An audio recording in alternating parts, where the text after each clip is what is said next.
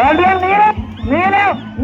วลานี้หัวเรือเงินสมันเกอร์เสมอกันโดนเลี้ยงปัดจบโดนเลี้ยงปัดจบ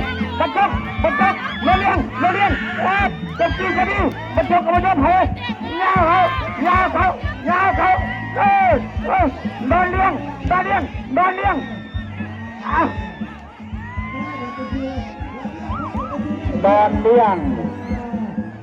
ดนเลี้ยงอยู่ข้างนอกถือว่าเอาชนะบ้านจบไปอาเชียนเลยนะ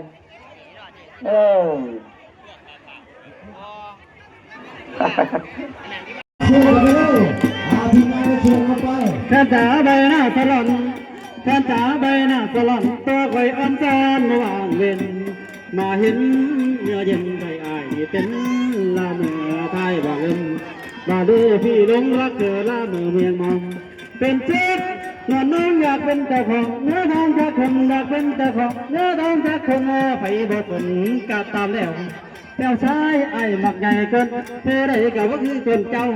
เคยเท่ากะว่าฝันเพราะประมาณใจไอ้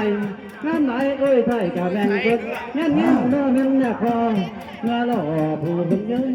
เพื่อนมองกะเห็นงานเงี้ยไม่ได้ได้เป็นเจ้าเป็นสีงามเป็นเจ้าเป็นสีงามกระโดดมาพอปานเกิดติดเขากระโดดมาท้องเจ้ามาพระอ่อนลายได้อ่อนต้นลายได้เล่เป็นเชิงเบิ้งข้างหลังเราทำมาสู้ตาข้างหน้าจังเงินน้ำทีขอถามแน่เด้อละหน้าดำนั่นแหละไปดื้อเดินมา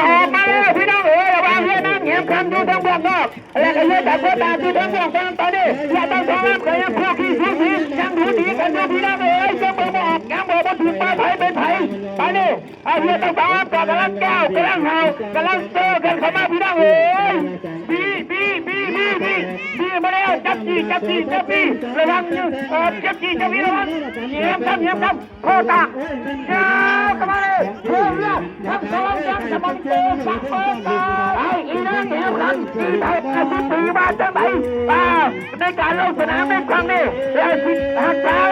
เพื่อนแจ้งไว้คือเอาอะไรบอลลูนตอนนี้นั่งเงียบกันเริ่มตีห่างออกมาแล้วไปจะไป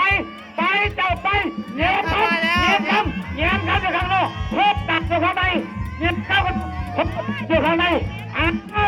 เงียบครับตอนนี้เพื่อนที่ดาวกันบอกว่าเงียบไปเ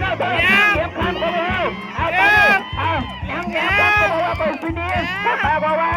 ตอนนี้แพ้แล้วถึงไป